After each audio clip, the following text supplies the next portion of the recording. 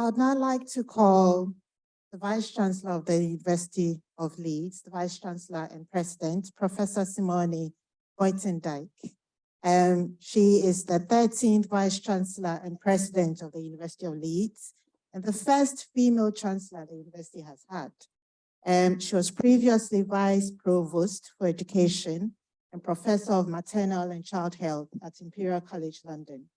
Prior to this, Professor Buitendijk was Vice Rector at Leiden University in the Netherlands, where she was responsible for education, student affairs, and diversity.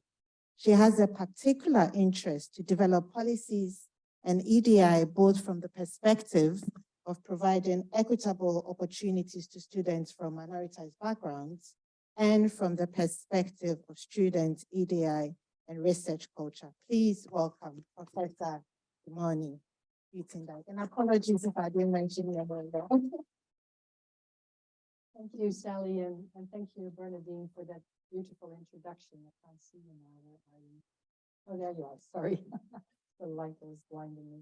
And thanks, everybody, for allowing me the huge honor to introduce this conference or to introduce the University of Leeds to all the people online and in person.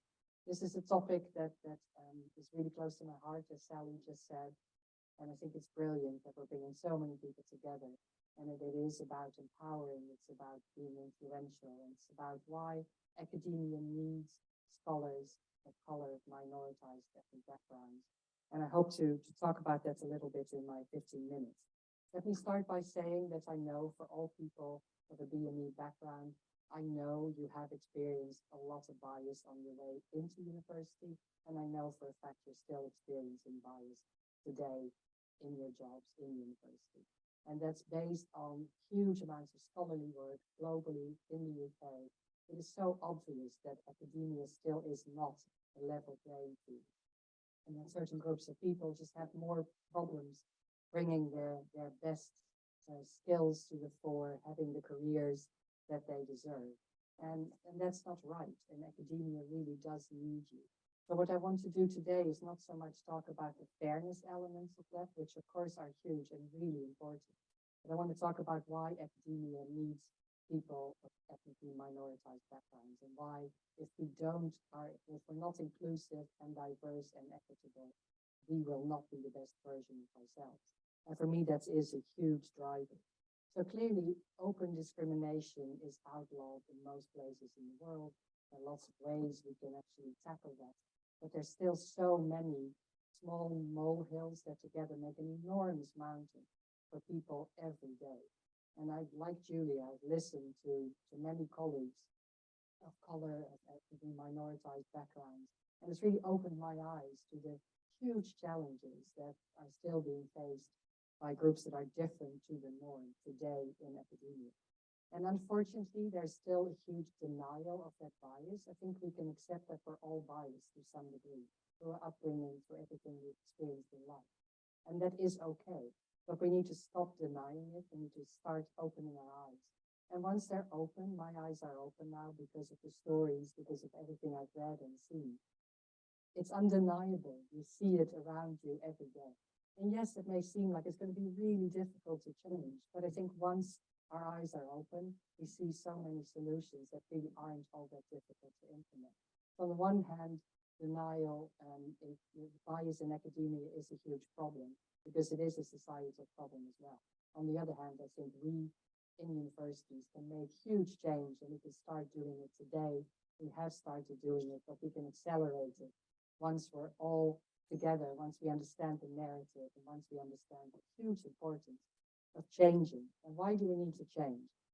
So let me go to my first slide. It's a slide I very often use, and I'm sure you're all very familiar.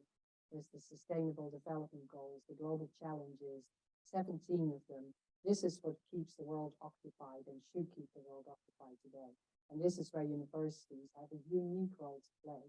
So I think we all sort of have our favorites, the ones that attract even more of our drive and attention than others. For me, quality education, number 4, is a hugely important one. But of course, also gender inequalities, number 10. But maybe my favorite is 17, working together towards the goals. And we absolutely need to work together. And we need to work together with everybody. It can't just be a subgroup of society that tries to solve these problems, because we can't. No single institution, no single person can do it by themselves. But we have no time to waste. And this is what drives me every day. And it's wonderful to be in a position where you can actually make change in a university like this one in Leeds, where there's already so much vision, so much drive, so much enthusiasm to make these changes.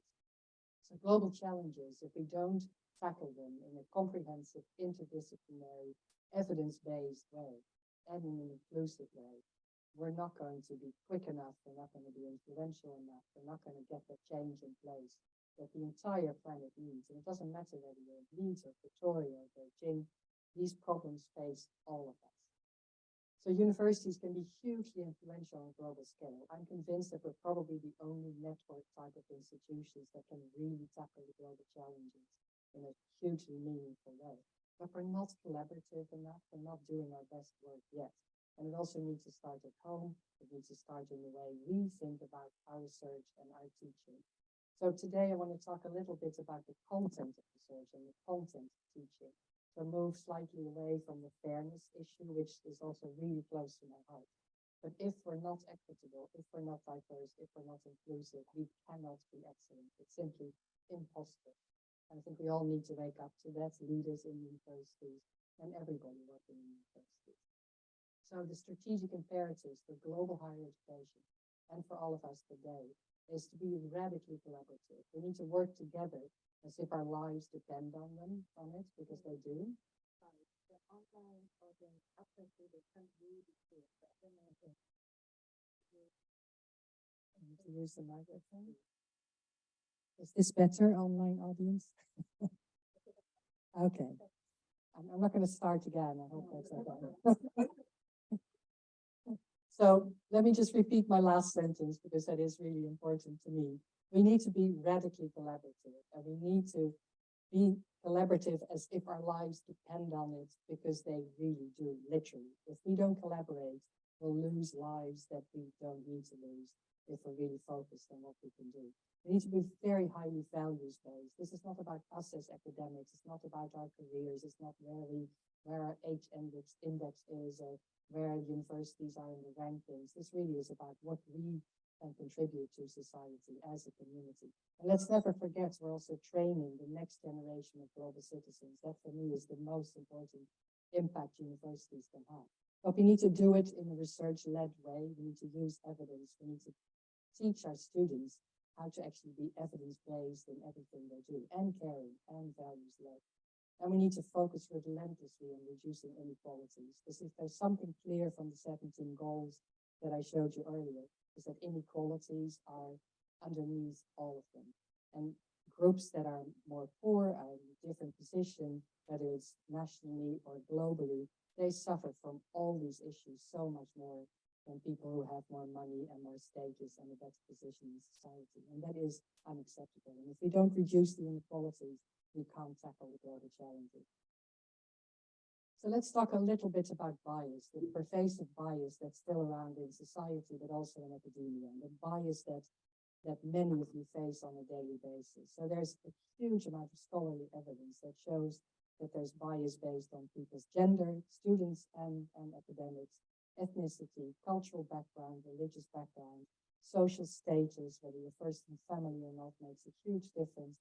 Geography, there's huge bias against scholarly production in the global south compared to global north. Really interesting scholarly work around that, where we trust publications and work done by universities in the global north much more than in the global south. Actually randomized trials showing panels, manuscripts, and just change the name of the university. And if it's Oxford, people say, yeah, this is really important research. If it's the University of Maputo, they don't think so highly of it. Can you imagine, and let's imagine for a second what that means for the influence and the importance of research done in the global south, which we should all look towards and should really, really take extremely seriously. It's related to the status of the institution. It's also very well researched that institutions that are highly ranked just have different status. Their knowledge is being looked at very differently. I think it's to some degree, I put a question mark there because I haven't been able to evidence it from scholarly work related to the field of research. I think scholars in arts, humanities, and culture and social sciences just have more trouble being really highly ranked, and universities that are predominantly STEM-based are more easily highly ranked. And that, of course, is a huge problem because, as I said earlier, we need multidisciplinary research. We need to understand different cultures, uptake of what's being delivered and discovered in engineering and STEM fields. So what university leaders tell their young staff is important, and I'm sure it happens in all your universities. We say it in LEEDS as well, and we actually really mean it, but the practice is a bit different, is that teamwork and collaboration are of the utmost importance. And we all know if you don't work as a team, you can't really deliver. Multidisciplinary work is important. Societal impact is hugely important for all our universities. Teaching, as I just said, we're training the next generation of global citizens. But then in reality, because of the systems that are still in place, and those are the systems we need to change. And I need all of you to help me there. What we say to, especially early career researchers, just be really competitive. Go for your CV because you need to reach these milestones. Focus on grants and publications and authorships and first and last authorship, and if everything else doesn't count, focus on your research rather than on your teaching. Avoid multidisciplinary work. We don't literally say that, but it's just harder to get it published in the really high impact journals.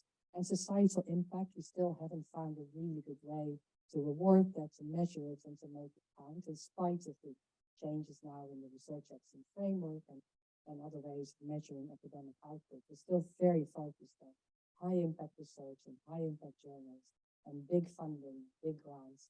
And it's just so hard to make it up the career ladder, especially when you're from a minoritized background, with those kinds of metrics still being so important for a career. And this needs to stop. We need to really start thinking differently about academic careers. So now let's talk a little bit about knowledge production, about the kinds of research universities do and why I think it's so important to include a hugely diverse group of especially early career researchers, because you're the future of academia and the future of the world in the knowledge production as well. We need to ask the right research questions. We need to involve societies around us. And we need to make sure that the results of our research actually are of benefit to entire populations and not just subgroups. But there still is a relative invisibility of the non-norm group in society, which means that questions from non-norm groups are much harder to percolate up to the funding agencies in proposals. And that's a real conundrum. Also for people who are of a different background, because I'm sure that when you're from a community that's relatively invisible, you have loads of ideas that could enter into research. If you know it's more difficult to get those proposals funded, there's almost a pull away from your own lived experience, from the knowledge that should be so valuable in academia. There's still a lot of stereotyping in how we see really good research. There's still a built-in privilege for the norm group, whether that's societal or in academia. And there's still a huge judgment, a negative judgment about the value of other types of knowledge.